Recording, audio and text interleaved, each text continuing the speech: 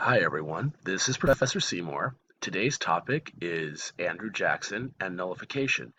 Now, nullification may not be the most exciting topic for students, but I find it fascinating. It's one of my favorites because it's the state of South Carolina actually saying no, we will not follow federal guidelines within our borders. So let's begin. The era of Andrew Jackson.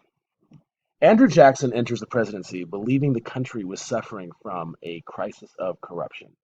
By corruption, Jackson did not mean only scandal and mismanagement. He meant, in the broader sense, the marshaling of power and influence by a few institutions and interests that sought to profit at the expense of the whole.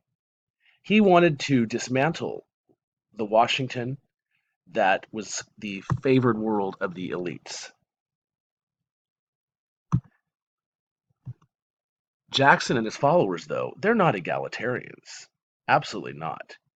He favored opportunities for others.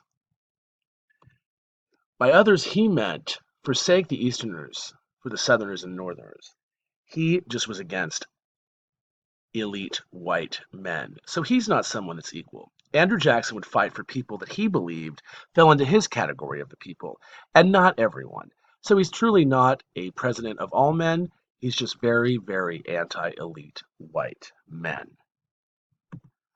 Now, during his presidency, he faced many, many worries. I cannot highlight all of the worries, but for this class I will focus on three. He faced what he saw as daunting tasks. The one that we will focus on in this class is South Carolina and nullification. The state of South Carolina was a worry that he knew he would face.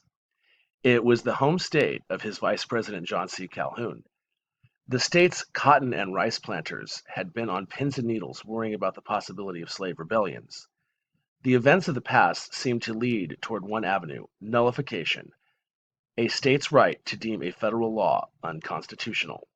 In the previous decade, the state had failed to follow federal orders, including jailing black seamen believed to be plotting with slaves.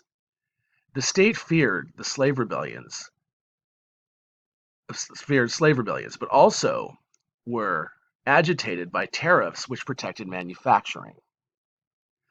The major goal of the tariff was to protect industries in the northern United States, which were being driven out of businesses by low-priced imported goods by putting a tax on them. South Carolina did not want this tax. The other problems he would face that I'll go over in the following lecture is the threat of the Indians and removing the 5 civilized tribes westward, and the Second Bank of the United States. For now, let's talk about nullification. Nullification. The Tariff of Abominations was passed in 1828 by John Quincy Adams.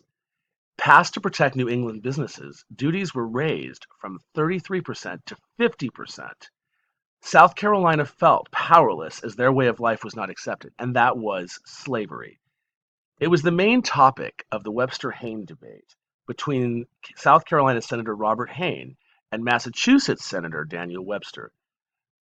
The debate ultimately became the fight for states' rights versus federal power. Hayne supported the former and Webster the latter. The threat of nullification came to a head when the Tariff of 1832 did nothing to alleviate South Carolina and their predicament. So, South Carolina's state legislature voted to nullify both the 1828 and 1832 tariffs, respectively. The nullification doctrine would enable a state to void a federal law within its borders. The federal government then had two choices: either leave the state alone or amend the Constitution, which would require the approval of 2/3 of each House of Congress, or a constitutional convention called by 2/3 of the states in which 3/4 of them ratified it. So South Carolina thought, wow, we're going to get away with this.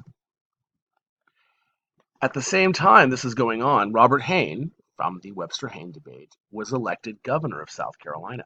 So there was an opening for the senator from South Carolina.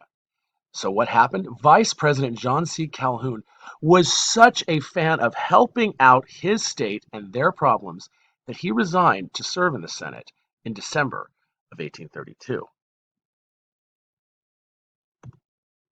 What did Jackson want? Andrew Jackson wanted to send in the military and force South Carolina to obey. To make matters worse for Calhoun, not one state came to South Carolina's aid. So, who's going to solve this problem? Well, as we've talked about in this course, the man I call America's answer to a question nobody asked, Henry Clay.